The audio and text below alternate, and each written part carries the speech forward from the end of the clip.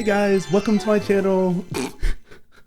Sorry, I don't know. Most of you know that I've been heavily addicted to the Champions of Norath series lately, and unfortunately, it still hasn't come to Steam. So that's left me with only one thing to do. To play another game that is exactly like to play another game that is very similar to to play another game that kind of vaguely resembles Champions of Norath, and that game is Sacred 2: Fallen Angel. Sacred 2 is another isometric top-down hack and slash RPG that is the absolute worst best game I've ever played in my entire life. I know that doesn't make a ton of sense, but just bear with me. What are you doing? I don't know. I was bearing with you. Why does your bear sound like Arnold Schwarzenegger? It was a German bear? Get out. I'll be back. Don't.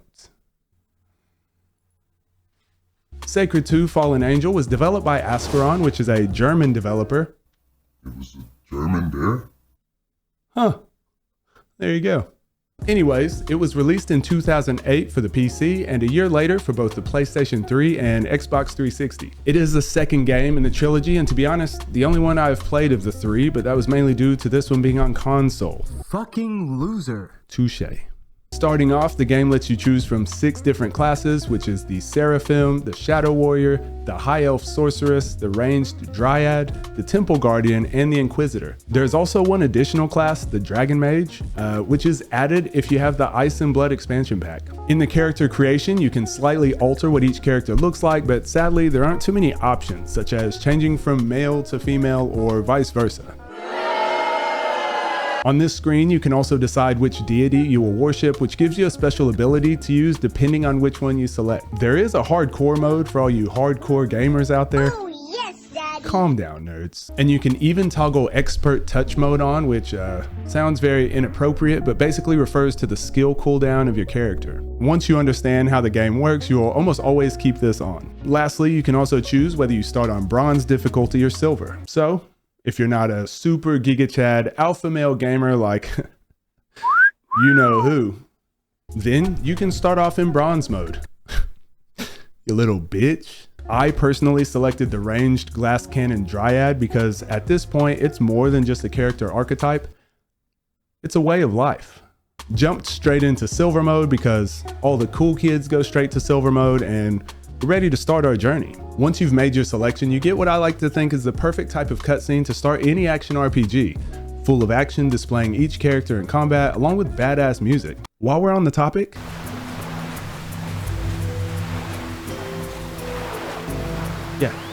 this game's sound design is on point. NPC's dialogue is pretty quirky but charming. The ocean waves, the birds chirping, and the ambient town themes are top notch. Aye, for real.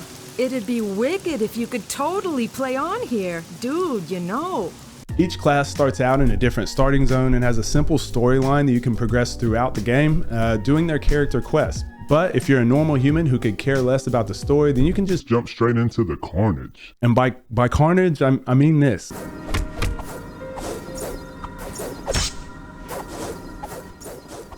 What's that supposed to be? I know. I know. The combat is not pretty and it's not nearly as interactive of a game as Champions of Norath. Honestly, when I first played this game as a kid, I actually stopped within 5 minutes because the combat frustrated me so damn much. Your hits don't connect, the character movement is just clunky, and it all just seems so boring. Now, remember what I said earlier. Absolute worst best game I've ever played in my entire life. This is the worst part.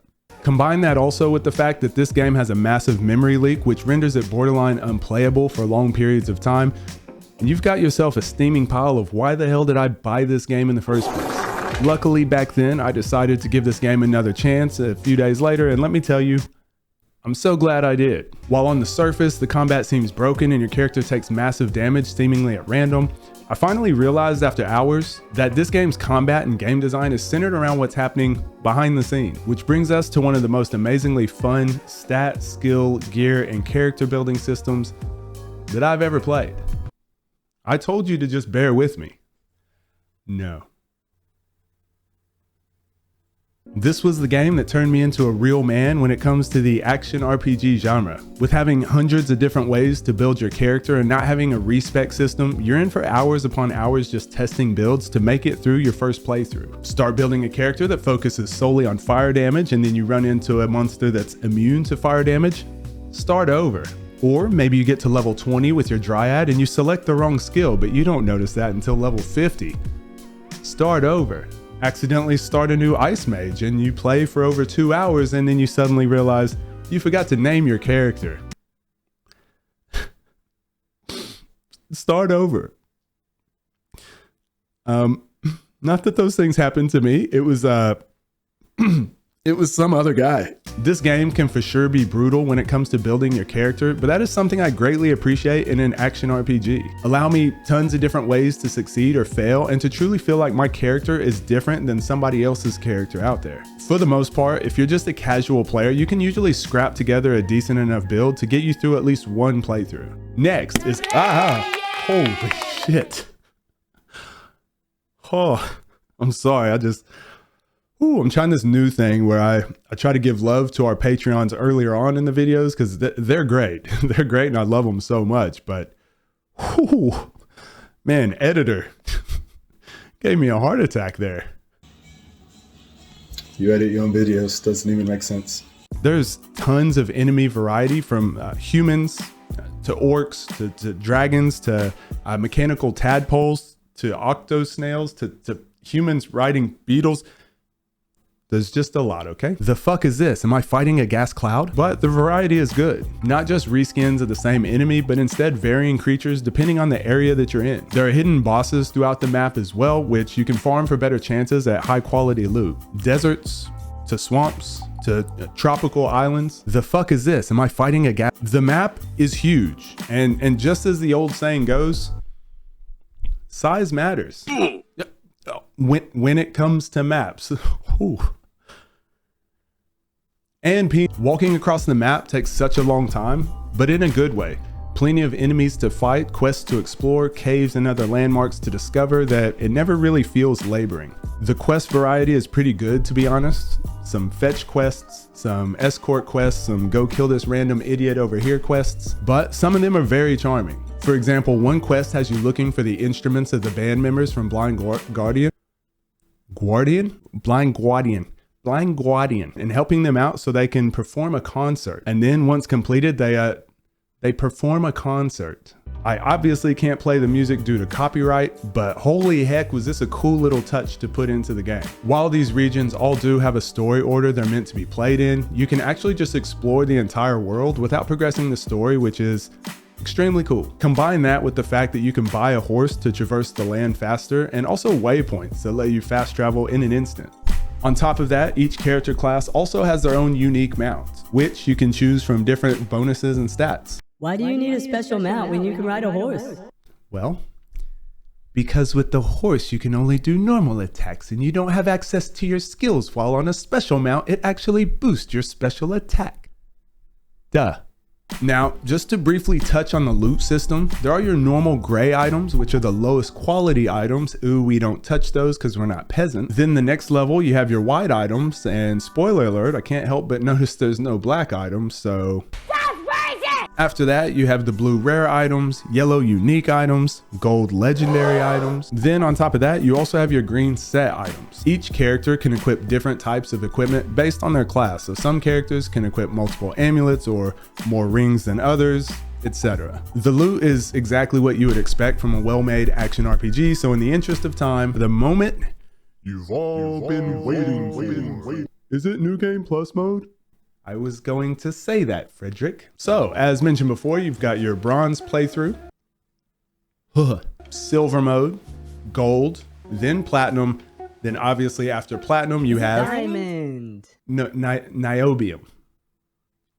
It's niobium. As you all know, this is my favorite concept in action RPGs, and this game really tests the build of your character. If you've not focused enough on offense or defense, you will instantly know once you've gone to the next difficulty. While it can be deflating dumping 20+ hours into a character and realizing they're not strong enough to take on tougher modes, It greatly adds to the skill and knowledge ceiling that I really value in any type of video game. Every subsequent playthrough, you get more efficient with your build, traversing the world, and just overall strategies and preparing for battles. Also, I don't really know how to explain the skill and stat system, but I'm gonna give it my best try.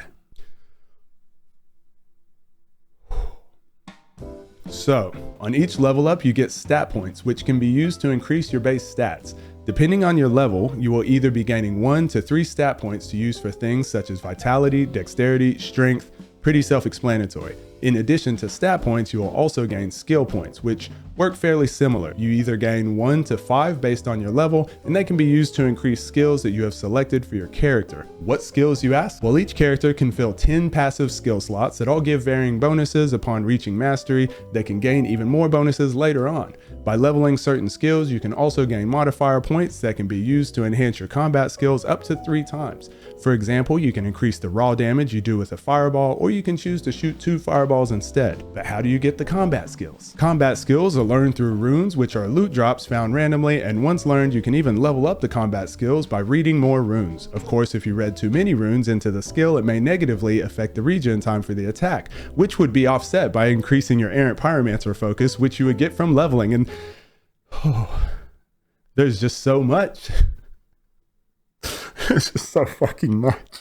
But if all this seems too overwhelming for you, then you're in luck, because Sacred 2 has always had one of the most supportive communities since its games released back in 2008. Why am I bringing this up? Well, you're going to save a ton of time by using pre-made build guides, different explanations for combat arts, strategies for bosses, and most importantly, there's a community patch that fixes the memory leak issue I mentioned in the beginning.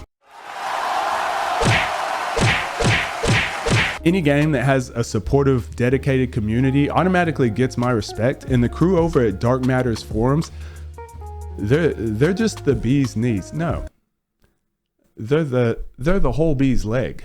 Unfortunately, if you're on console, you won't have access to the patch, but I do remember as a child, certain items would trigger the memory leak more often, such as lightsabers and a few other items. I was still able to put in hundreds of hours into the game, so it's still worth it, but I do highly recommend the PC version, as I do with most games, mainly for the mods available and also the patches as well. Overall, I think Sacred 2 is such an underrated game and perfect for any action RPG fan out there. Once you get past the first 3 to 5 levels of your character, the game really starts to open up so much, and you can easily get lost in the looting gameplay loop that we all love. Personally, I'm gonna have to give this game 8 super clunky but very in-depth watermelons out of 10. Lastly, we're now streaming these action RPGs right here on YouTube for all the games that we do as reviews. We're also streaming them twice per week, so I'll put those details down below. This weekend, we're going to be doing a first-time hardcore